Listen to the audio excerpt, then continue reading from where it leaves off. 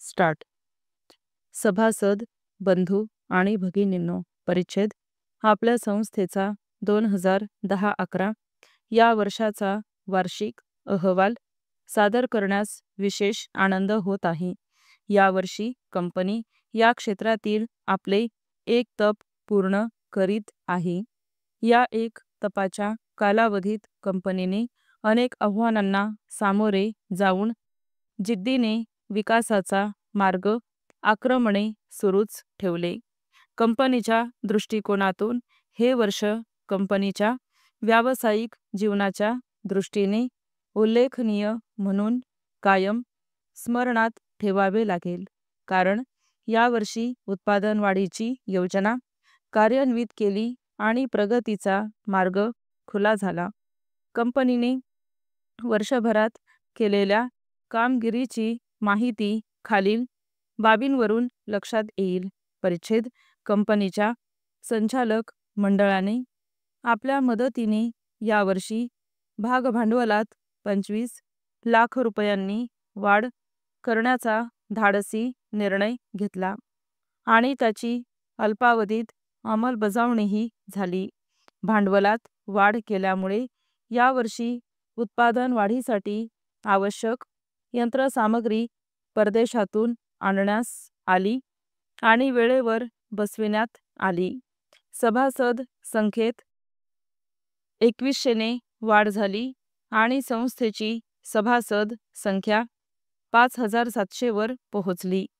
गेल्या वर्षाशी तुलना करता यावर्षी कंपनीच्या होजिअरी मालाच्या उत्पादनात 60% वाढ झाली. आधुनिक यंत्रसामग्री जपानहून आयात करण्यात आल्यानंतर आपल्या तंत्रज्ञांनी कारखान्यात अवघ्या 15 दिवसांच्या मुदतीत बसवून चालू करून दिली. त्यामुळेच उत्पादन वाढ शक्य झाली. कंपनीने उलाढालीतील यावर्षी एक नवीन उच्चांक प्रस्थापित केला. यावर्षी एकूण उलाढाल 39 कोटी रुपयांच्या वर पोहोचली.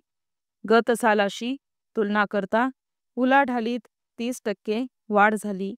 अद्ययावत यंत्रसामग्री, आधुनिकीकरण आणि तांत्रिक सुधारणा यामुळे उत्पादन खर्चात दिवसेंदिवस कपात होत असल्यामुळे नफ्याच्या प्रमाणात वाढ होत आहे.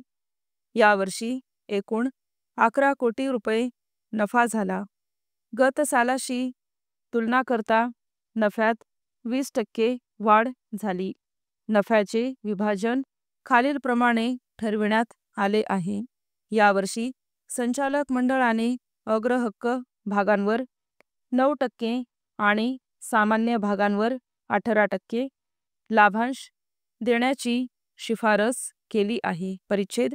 गेल्या 20 वर्षात कामगारांनी कोणत्याही प्रकारचा असंतोष प्रकट न केलेली देशातील एकमेव कंपनी असा आपल्या कंपनीचा नावलौकिक आहे. यावरून कामगार व व्यवस्थापनाचे संबंध कसे आहेत याची कल्पना येईल. कंपनीने कामगारांची कंपनीवरील एकनिष्ठता आणि कंपनीच्या विकासातील त्यांचा वाटा लक्षात घेऊन रौप्य महोत्सवी वर्षानिमित्त कामगारांना 25% बोनस देण्याचा निर्णय घेतला आहे. स्टॉप.